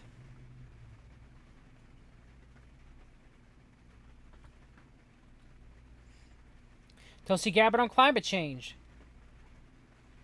Been there. Representative Tulsi Gabbard, home state of Hawaii, is a constant reminder to her the risks of come with climate change. Months after her election in Congress in 2012, she opposed a budget sequestration plan that would have resulted in the furlough of 2,600 employees of the National Oceanic and Atmospheric Administration, saying the move would make it harder to fight climate change. In 2017, she's announced President Trump's decision to withdraw from the Paris Climate Accord. Hashtag our girl, right? It's saying climate change threatens the safety and security of the planet, especially in places like Hawaii, where we're already experiencing its devastating effects. Gabbard, an Iraq War veteran, introduced the Off Fossil Fuels for a Better Future Act, or OFF Act. So what's the OFF Act? The bill transitions away from fossil fuel source of energy to clean energy sources. By 2027, 80% of electricity sold must be generated from clean energy resources. 80% of new vehicle sales from manufacturers must be sales of zero-emission vehicles. 80% of trail lines and train engines must be electrified. By 2035, 100% of electricity must be generated from clean energy sources. 100% of vehicle sales from manufacturers must be from zero-emission vehicles. 100% of train rail lines and train engines must be electrified. How is this not equivalent to the Green New Deal? This is her bill. This is her bill. How is this not different? Hashtag our gal. Gotta love mommy. Gabbard cites concerns about the vagueness of Green New Deal. And look, before anybody says that, look, I am for environmentalism when it starts in your local communities, okay? I don't think that corporations should be destroying the planet. I think there should be some regulations involved when it comes to our planet. But a lot of it becomes from, trying to clean up your own local issues, okay? Like here in Fayetteville, we have the Chemours plant that was, causing a lot of issues. The DuPont Chemours plant, okay? So, should be taking action to hold them accountable, okay? Instead of donating $1,000 to save the whales, all right?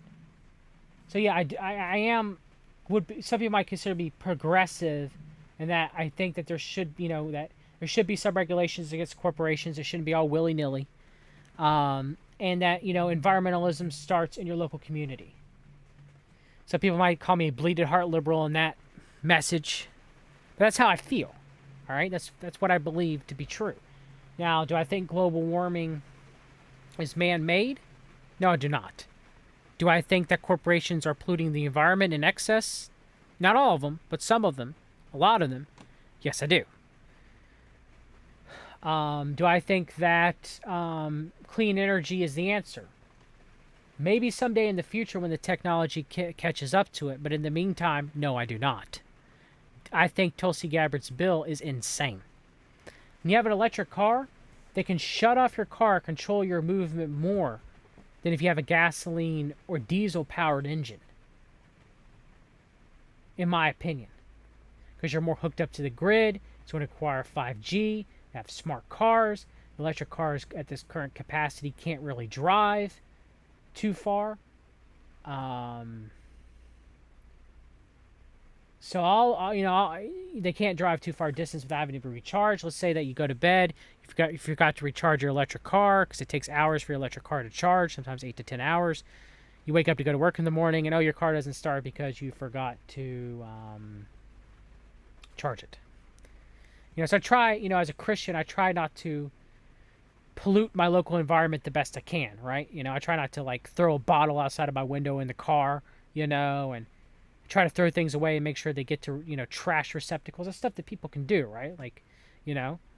But I think a lot of environmentalism is virtue signaling, especially when you start donating to causes that you may never see your money affect, like donating to Save the Whales, for example. Okay? A lot of environmentalism is virtue signaling. But not all of it. We should be good stewards of the planet. So, I'm sorry, Kevin. I apologize. I'm gonna continue spoiling them. Okay, I'm gonna continue spoiling them because Tulsi's not our gal. Democratic presidential hopeful Representative Tulsi Gabbard declined Wednesday to back the Green New Deal, citing concerns about it. I have some concerns about the Green New Deal and some of the vagueness of the language in there. So we have not co-sponsored the legislation. So the reason why I bring this up is because of this next part. I'm proud to stand here together with our friends, our allies, our colleagues to fight for a green energy economy, the Off Fossil Fuels Act, other legislation that is there, and a Green New Deal, she said at the time. Again, double-mindedness. At one time, she supported the Green New Deal. Now she doesn't. She's never, said that she doesn't support her own bill, the Off Fossil Fuels Act, anymore, which is very much equivalent to the Green New Deal in the way that it would affect the economy. Okay? She believes in man-made climate change as being the singular cause of climate change. Okay? You understand? You get it? Representative Gabbard, Obama refuses to say the enemy is Islamic extremists.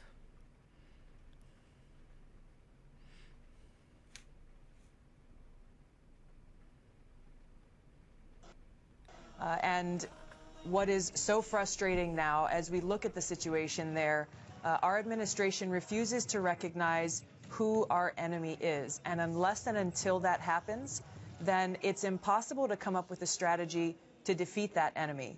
We have to recognize that this is about radical Islam. This is as much a military war as it is an ideological war. And we've got to understand what that ideology is. I thought she wanted to stop the forever wars. Islam's the only problem, you guys. It's the only problem. This is the central theme of Mama Tulsi. Islam's the only problem. There's no other problem but Islam and the war on Islamic terror. We're going to get to 9/11 in a minute. So is she fine with the forever wars when it comes to fighting Islamic terror? Now, people would say no because she's anti-war. But is she? Is she truly anti-war, or is she just do what they tell her to do and what platforms they tell her to go? The Koch brothers tell her to not be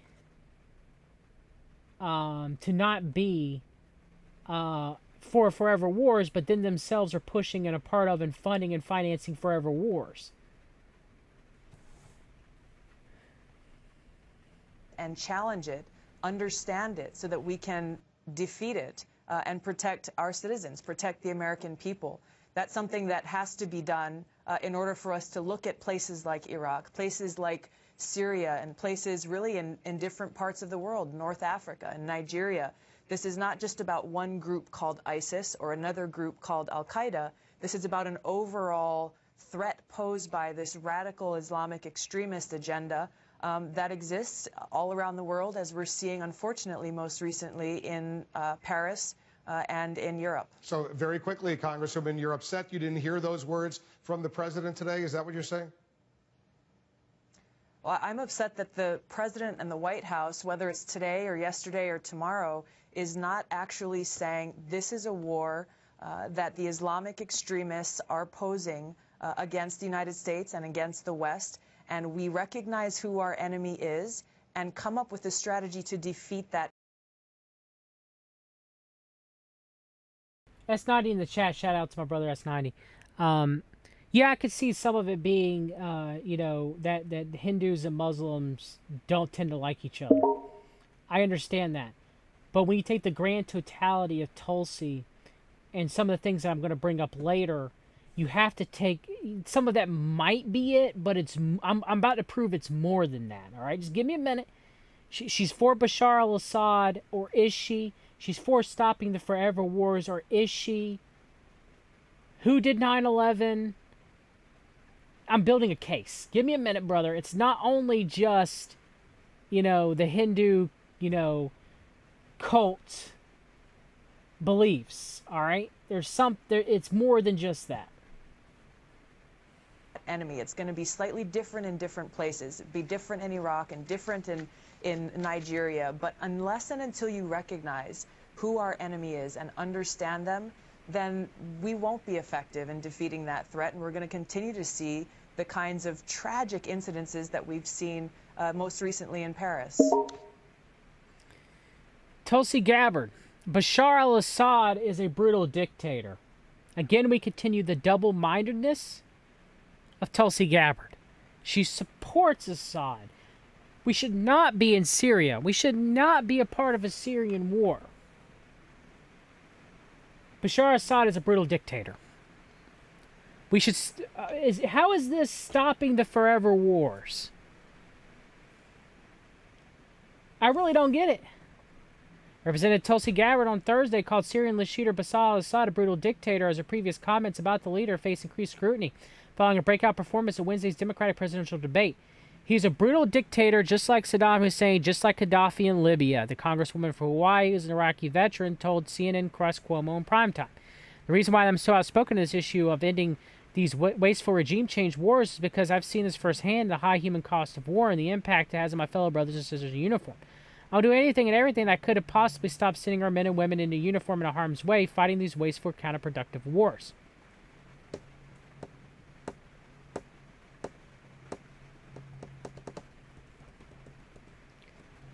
No, I understand, Mark. I've played her actually saying these things, and she did. They didn't take them out of context. She legitimately said these things. Gabbard has faced criticism for a controversial meeting with Assad and her subsequent refusal to call him a war criminal. She said at the time of the meeting with Assad.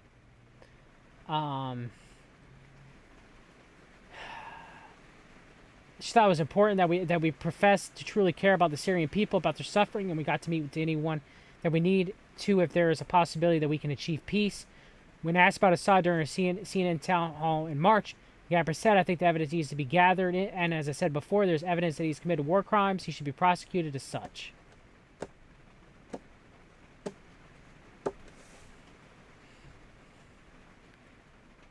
So there you go.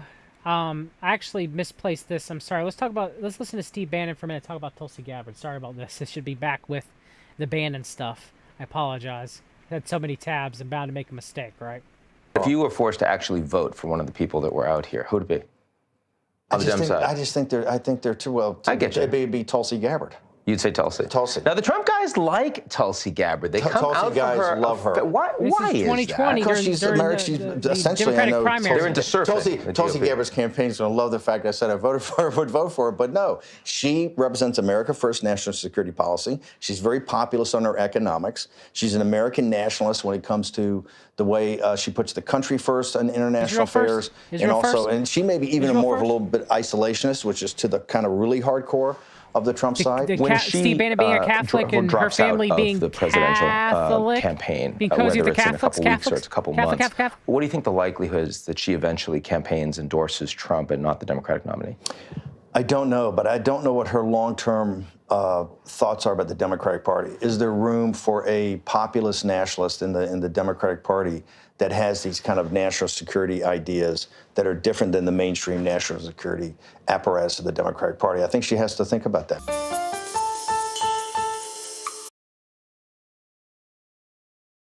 Now, something I do agree with Tulsi, but we're going to continue with the double-mindedness of Tulsi Gabbard. And D completed right. I am no fan of Bashar al-Assad. I'm no fan of any of them. I'm just showing the double-mindedness of Tulsi Gabbard. That's all. Tulsi Gabbard ripped Soleimani's strike. Trump isn't acting like he wants to end forever wars. The death of top Iranian General Qassem Soleimani may mark the beginning of the war that Congress never agreed to and disproves President Trump's promises to end forever wars, 2020 presidential candidate Representative Tulsi Gabbard, Democrat of Hawaii, said Friday. Appearing on Fox and Friends, Gabbard argued that the airstrike violated the Constitution because there was no declaration of war from Congress. Further escalates this tit for tat that's going on and on and on. It will elicit a very serious response from Iran and push us deeper and deeper into the quagmire, she said. It really begs the question, for what? Gabbard said there's no question about how evil Soleimani was. The real question is what are we trying to accomplish here in the country. So, of course, we have Russia Today, obviously, pushing Tulsi Gabbard. Speeches That Matter, Part 4, in U.S. interventionism around the world. Turned a blind eye to the atrocities being committed against civilians in Yemen by the Saudi-U.S. coalition. Just last month, the Saudi-led coalition dropped a U.S.-made bomb in a devastating attack. Remember, the Trump administration supported this, by the way, and put it through and everything. Just remember that.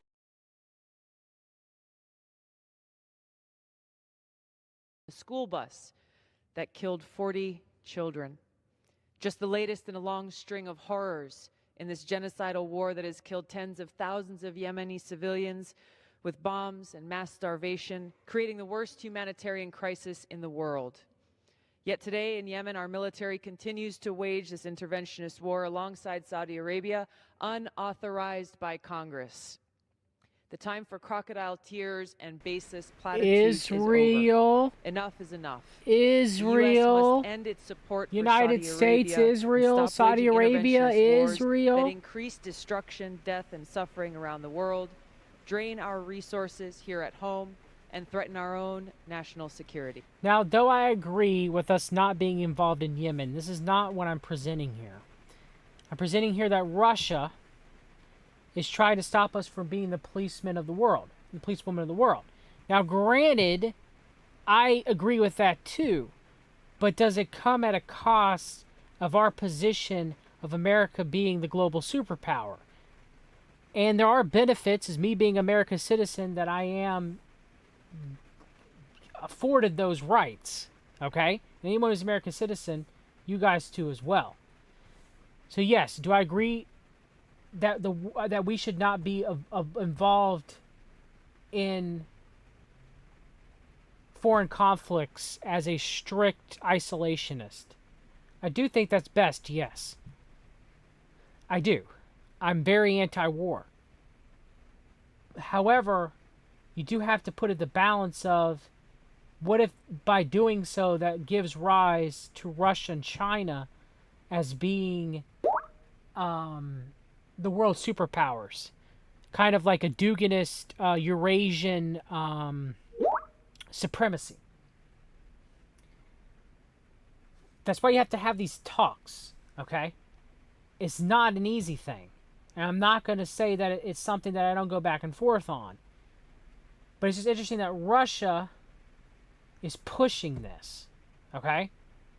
They're pushing her. Now, granted, it is horrific what happened in Yemen that was backed by Saudi Arabia, the United States, the Trump administration, the Biden administration. Obama administration. Biden claims he's going to stop supporting the Saudi Arabian Yemen conflict. We'll see, but that's the thing. Okay. This is what it's there's different degrees and level to this. It's difficult. It truly is. Professor Emeritus Andrew Bacevich co-founds a think tank promoting diplomacy funded by ideological opposites George Soros and Charles Koch. So Charles Koch, George Soros, who are supposed to be against each other, okay? They're supposed to be against each other, but they're not because they both co-funded this think tank, okay, that we're going to discuss about. George Soros and Charles Koch may be both billionaires, but politically the duo inhabit completely different universes.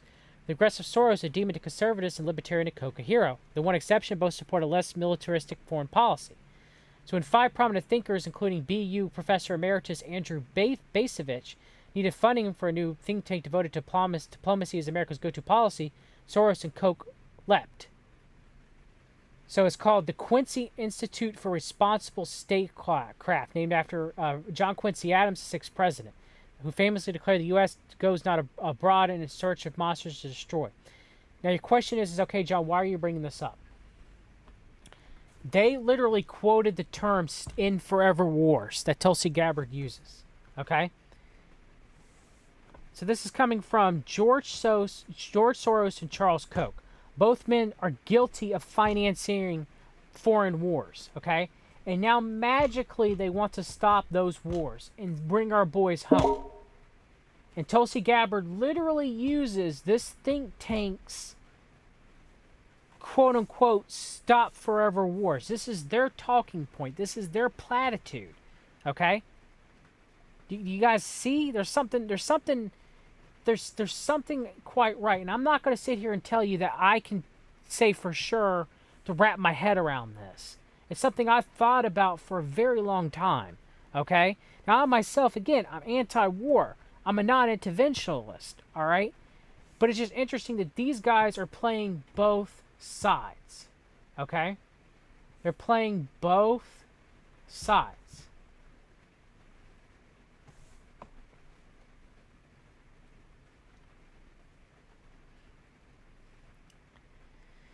How to Stop America's Endless Wars from Reason Magazine. The Quincy Institute for Responsible Statecraft is promoting a more restrained foreign policy from inside the Beltway. But will the Biden administration listen? So here's them advocating, that Biden listens to stop the forever wars.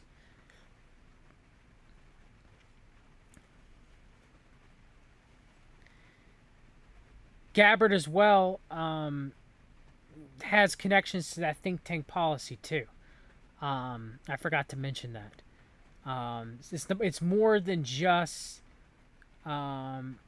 It's more than just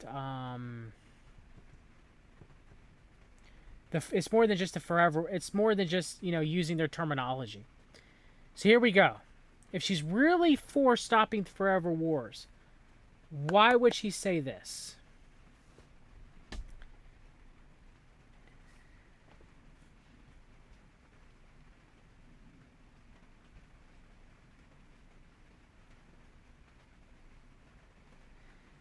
Lost Generation. It's not Israel, it's capitalism and the love of money. The Israeli government has a lot to do with it, but it isn't only, I'm not labeling only Israel. It's the elites of around the world, Lost Generations. You need to dial it back. All right? It's the elite of Israel. It's the elite of Russia. It's the elite of America. It's the British elite. It's the Swiss elite. It's the Vatican elite. The elite of Russia. The elite of China. Tulsi Gabbard. Al-Qaeda is stronger now than they were on 9/11. During Wednesday's broadcast on Fox News Channel, Tucker Carlson tonight, Representative Tulsi Gabbard, a candidate for the Democrat presidential nomination, reflected on the anniversary of the September 11, 2001 terrorist attacks. The Hawaii Democrat has also offered an assessment of the fight against terror in the post-9/11 world, noting that numerous U.S. policy failure and saying that Al-Qaeda was stronger now than on September 11th, 2001. Terrorist attacks. The Hawaii Democrat has also offered an assessment of the fight against terror in the post-9/11 world, noting the numerous U.S. policy failure, and is saying that Al-Qaeda was stronger now than on September 11, 2001. It's, looking back on that day, remembering where we are, and we observed Al-Qaeda attacking us, and seeing the thousands of our fellow Americans who were killed on that day, and seeing the brave acts that these heroes or first responders put forward as they ran into the crumbling buildings, and so many people were trying to get out, and see how many people they could save. Like so many Americans, it was an event that made me decide in my own life that I want to dedicate my life to keeping the American people safe, to fighting and defeating those who attacked us on that day, and protecting our freedoms. This is something that continues to inspire me today. But also we've got to recognize how much our leaders have failed us, where instead of focusing pointedly on defeating Al-Qaeda and its affiliates and offshoots instead, and started waging a series of regime change wars in places like Iraq and Libya, and the ongoing regime change war in Syria, Gabbard continued. It has cost our country trillions of taxpayer dollars.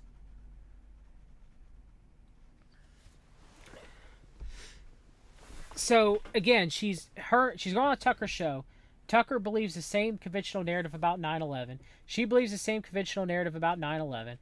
Tucker said that if anybody believes any of the conspiracy theories about 9/11, that they should leave the country. I played it. Okay?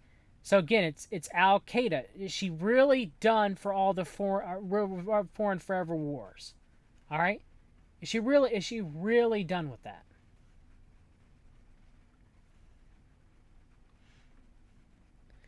So we have, join me in demanding the truth about 9/11. 2 days ago at the 9/11 Tribute Museum near Ground Zero in New York City, I stood with the families of those who were killed on 9/11. More than 3,000 Americans lost their lives on that day, and we honor the memory of every single one of them. There were people who were just going to work that morning, children getting dropped off at daycare, first responders who rushed into those crumbling towers to save lives, and the first responders who have been lost since. Never, ever will we forget the heroes who sacrificed their lives to save others. The families of the victims, the surviving first responders, still suffering life-threatening health consequences, my fellow combat veterans who enlisted and deployed in response, all Americans deserve to know the truth about what happened and who was involved. This is why I introduced HRES 662, calling on the federal government to declassify and release all information regarding the September 11, 2001. You guys this was before she went on Tucker, okay? Do you understand? Declassify all the information about the September 11, 2001 attacks. That it was all Al-Qaeda. And Al-Qaeda's getting stronger, but I'm here to stop the foreign forever wars, okay? I'm here to stop the foreign forever wars. I'm here to talk about that, even though the Kochs and the George Soros wants to stop the forever wars too, you guys, okay? They want to stop them too, all right? But nah, there's no... It was only the Arabic hijackers that had anything to do with 9/11, all right? It wasn't even the Saudi royal family, all right? It was just the 9/11 hijackers. There was no involvement from American vested interests in the military-industrial complex or the vested interests of the Crown or the Swiss or Russia or Israel or the Vatican. No.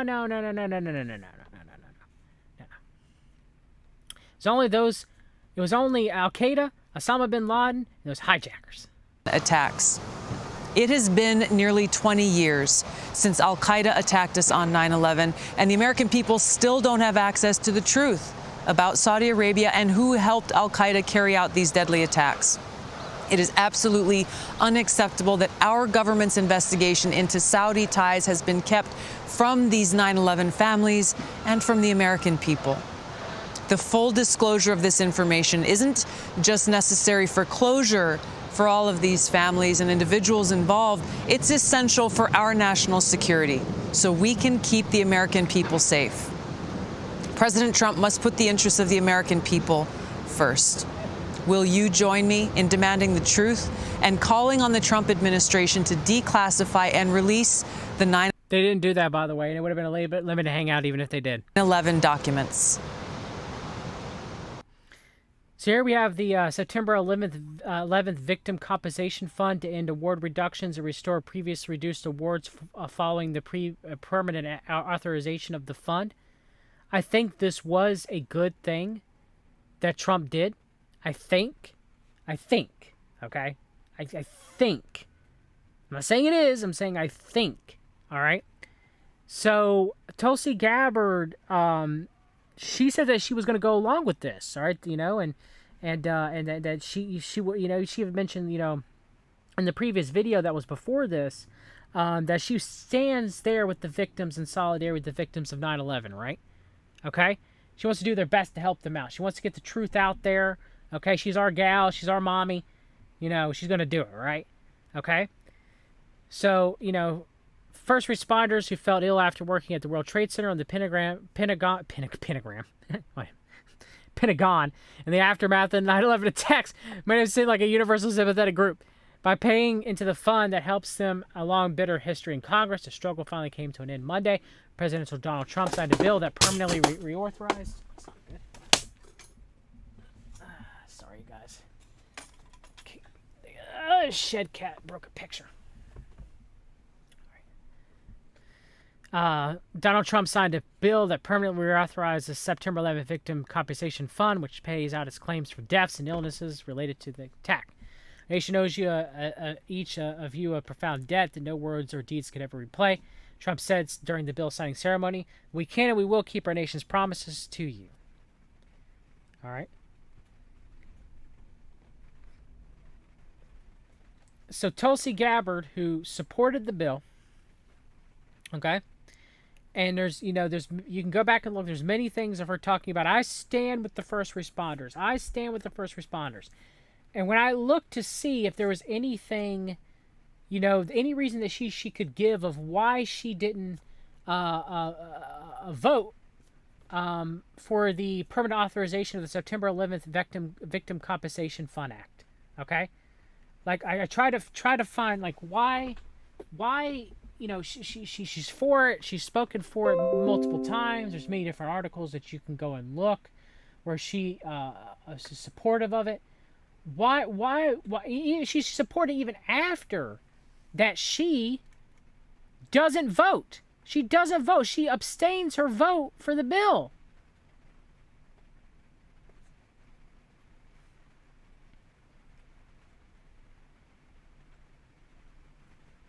I don't get it.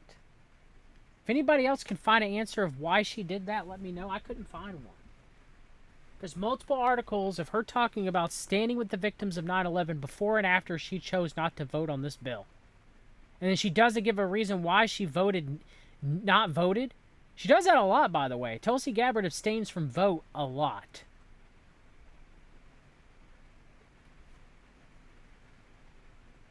A lot. Tulsi Gabbard's only billionaire donor, Twitter CEO Jack Dorsey. In general, billionaires have been eager to support the campaign of Tulsi Gabbard, the Hawaiian congresswoman running for president in 2020, but there's one exception, Twitter CEO Jack Dorsey. Social media billionaire was also contributed to campaign committees of Andrew Yang and Jay Inslee, gave $5,600 to Gabbard's campaign the day after she appeared on stage in the June Democratic debates, maxing out contribution limits for both primary and general elections. BuzzFeed first reported Dorsey's contributions in July. Forbes analyzed all of Gabbard's itemized campaign contributions alongside a list of every American billionaire, finding that no one else has contributed to Gabbard's campaign. Dorsey said he supported Gabbard's strong anti-war stance, ending of forever wars, as well as Yang's focus on artificial intelligence and automation. Their voices are important to surface in the debates, he added, along with systemically addressing climate change and economic injustice, which we know climate change is one of Tulsi Gabbard's biggest platforms. There are key issues of global consequence, and I want to see considered and discussed more.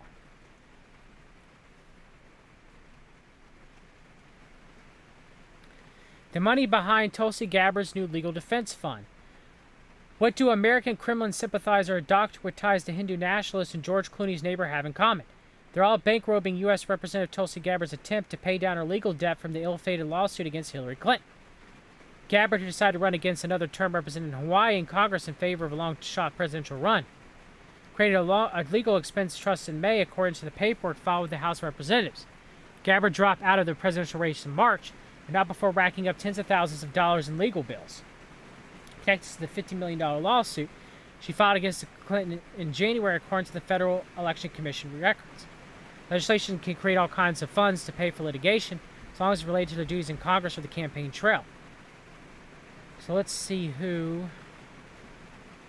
She raised a total of $23,502 for the legal fund. The lawsuit was dropped. First donors was Sharon Tennyson, a prominent American defender of Russian President Vladimir Putin, a critic of Clinton's foreign policy stance against Russia.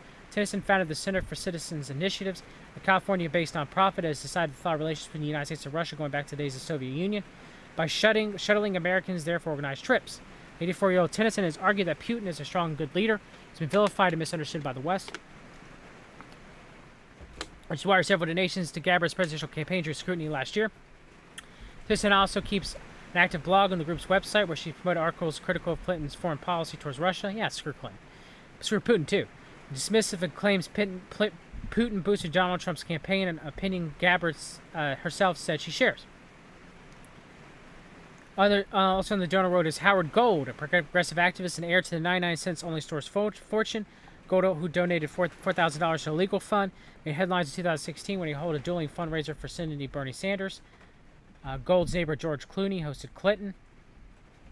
Two donors have ties to the Hindu American Foundation. The group's co-founder, Mahir Meghani, and San Francisco sports medicine practitioner Aniruddha Misri. So, of course, you got connections to RSS and Modi and everything else. So it's just the same people backing Gabbard as they always will. Tulsi Gabbard's top contributors for our 2020 campaign: U.S. Army, 51,000. Alphabet Incorporated, 34,000. Alphabet Incorporated, 33,000. University of California, 34,000. Apple Incorporated, 33,000. U.S. Navy, 32,000. U.S. Postal Service, 32,000. Microsoft, 30,000. Amazon, 30,000. U.S. Department of Defense, 28,000. Boeing, 28,000. U.S. Air Force, 27,000. AT&T Incorporated, 25,000. Kaiser Permanente, 24,000. So as you can see, stopping the forever wars, right? Tulsi Gabbard ends presidential run, endorses Biden. Representative Tulsi Gabbard has suspended her campaign for president. In a video posted to Twitter on Thursday, she was endorsing Joe Biden for president. It's clear that the Democratic primary voters have chosen Vice President Joe Biden to be the person who would take on President Trump in the general election. She stated, "I'm confident that he will lead our country, guided by the spirit of aloha, respect, and compassion, and thus help divisiveness that has been tearing our country apart." Gabbard, 38, announced her White House bid in January of last year and is the first female combat veteran to run for president. I mean, she didn't endorse Bernie Sanders this time, you guys. She endorsed Biden. Our gal, right? She's got to be our gal.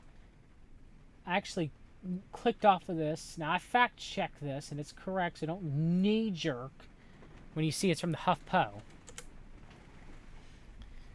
Tulsi Gabbard claims anti-war credentials after accepting over $100,000 from arms dealer Lockheed Martin and Boeing. Remember, Boeing gave her a lot of money in the 2020 campaign, also gave her money in the 2016 campaign. All right?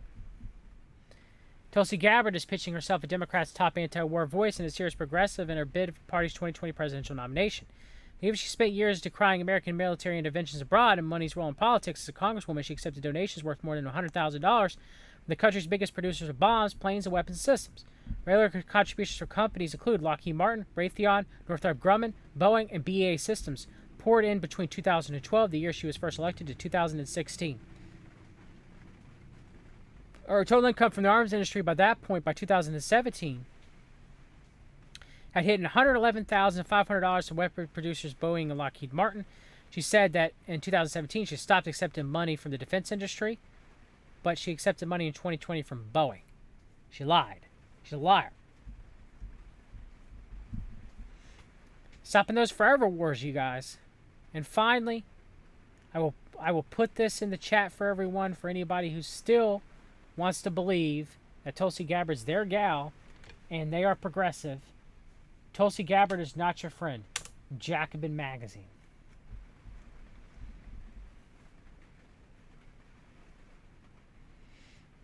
So hopefully I've made enough case. Oh yeah, I forgot David Duke praised Gabbard's non-interventionalism. Forgot about that actually. But does anybody in chat want to say anything in closing? Hope did I make a good enough case? Did I make a good enough case that Tulsi Gabbard doesn't represent us, that she doesn't represent the United States as a whole? Did I make a good enough case, you guys? The double-mindedness of Tulsi Gabbard, whom she chooses to work with, whom she chooses to take money with, her stances.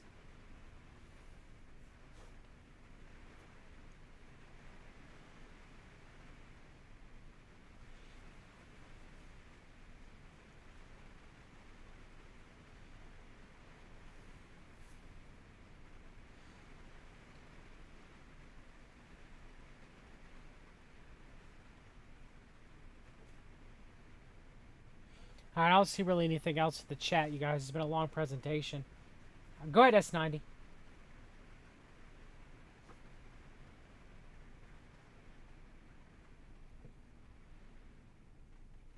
Good case, Mark. Thank you. Good case, Shining a Cloud. Thank you. Thank you, Lost Generations. Thank you, Decompleted Right. I'm sick of it. Yeah, I'm sick of it too, S90. I'm sick of it! I can't really shout. My voice is about to go out. I've been talking for too long. All right, everybody. Hope you finally enjoyed this broadcast. I want to thank everybody who helped me find information on this.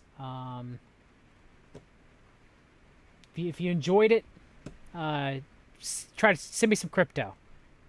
Send me some crypto. I got my crypto wallet addresses in the on the correct ones. On this page, just send me some Ethereum or some XLM or something if you enjoyed this. I greatly appreciate it. All right, everybody, take care. God bless. See you soon.